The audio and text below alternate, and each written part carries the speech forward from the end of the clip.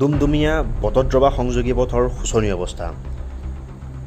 হিমা দাসৰ ঘৰৰ পৰা ওলোৱা ৰাস্তাৰ অৱস্থা চাওক।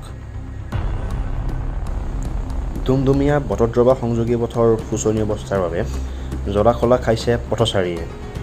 এনে দুৰ্বিষহ অৱস্থাৰ মাজেৰে যাতায়াত কৰিব লগাত পৰিছে অঞ্চলটোৰ সৰ্বসাধাৰণ ৰাইজ। কিন্তু এই ক্ষেত্ৰত কাণ সাৰ নাই বিভাগীয় কৰ্তৃপক্ষৰ লগতে বটদ্ৰৱা আৰু ধিং সমষ্টিৰ দুই বিধায়কৰ। সেয়েহে স্থানীয় ৰাইজে মুখ্যমন্ত্ৰী ডক্টৰ হিমন্ত বিশ্ব শৰ্মালৈ কাতৰ অনুৰোধ অতি সোনকালে এই পথটো নিৰ্মাণৰ ব্যৱস্থা কৰক। মানে বিজি ৰাস্তা, এই ৰাস্তাইদি মানে স্কুল কলেজ ইত্যাদিকে হিমা দাসৰ ঘৰলৈকে যোৱাকৈ আদি কৰি গোটেই বস্তুখিনি এইটো ৰাস্তা হয়। আৰু এইটো বৰ মানে যান জঁটৰ ৰাস্তা। দুমদুমীয়া নগাঁও ধিং ৰাস্তা, তাৰপিছত হিমা দাসৰ ঘৰলৈ যায়। ইয়াৰ আগতে হিমা দাসৰ মানে ইয়াৰ কাৰণে আহোঁতে ডাঙৰ ডাঙৰ বৰমূৰীয়া চব আহিছে। ইয়াত কিন্তু ৰাস্তাটোৰ কাৰণে কোনো নজৰ দিয়া নাই। গতিকে এতিয়া ৰাস্তাটো নজৰ দিব লাগে আৰু ৰাস্তাটো কাম কৰিব লাগে। আৰু এইটো দুটা সমষ্টিৰ ভিতৰত পৰি গৈছে, সেইটো কাৰণে কিবা এটা হৈছে যদিও নাজানো আমি। কিন্তু এইটো বৰ মানে বিজি ৰাস্তা। এই ৰাস্তাটো মানে অকণমান গুৰুত্ব দিব লাগে চৰকাৰে।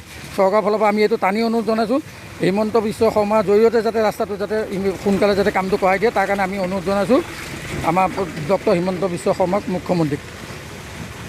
মানে দুমদুমীয়া আৰু ধিং সংযোগী ৰাস্তাটো দূৰৰ ৰাস্তা ইমানেই বেয়া হৈছে, কোনো গাড়ী যাব নোৱাৰে, এজন পেচেণ্ট যাব নোৱাৰে। মানে মানুহখিনিও এনেকুৱা, মানুহখিনি এতিয়া কি বুলি ক'ম, মানে ভাষাই বুজাব নোৱাৰে। মানুহখিনি অকণমান কাটি দিলে ৰাস্তাটো পানীটো ওলাই যায়, কিন্তু মানুহখিনিয়ে সেইটো নকয়। ৰাস্তাৰ মাজত এটা পুখুৰী সদৃশ, গোটেই বাইকবিলাক আহিলে বাইক সোমাই যায়, ডাঙৰ গাড়ী সোমাই যায়। আপোনালোকে দেখিছে কিমান গাড়ী আহিছে, ছেকেণ্ডে গাড়ী, কিন্তু কোনো মানুহ মানে কাণ সাৰ নাই এইটো যে কিবা এটা যে কৰিব। মানে এতিয়া কৰিম কি, মানে উপায় নাইকিয়া এতিয়া। গতিকে প্ৰশাসনকে আমি কৈছোঁ বা চক্ৰ বিষয়াকো আমি অনুৰোধ কৰিছোঁ, এই ৰাস্তাটো কিবা এটা কৰি দিয়ক। এইটো হিমা দাসৰ ঘৰলৈ এইটো মেইন গোটেই মানে ভাৰতবৰ্ষই নহয়, গোটেই পৃথিৱীৰ মানুহ এইফালে অহা যোৱা কৰিব পৰা এটা হেৰি কৰি দিব লাগিছিল। কাৰণ হিমা দাসক আৰু ভাৰতবৰ্ষই নহয়, বেলেগ দেশৰ মানুহতো আহিব কেতিয়াবা কিবা এটা কামত।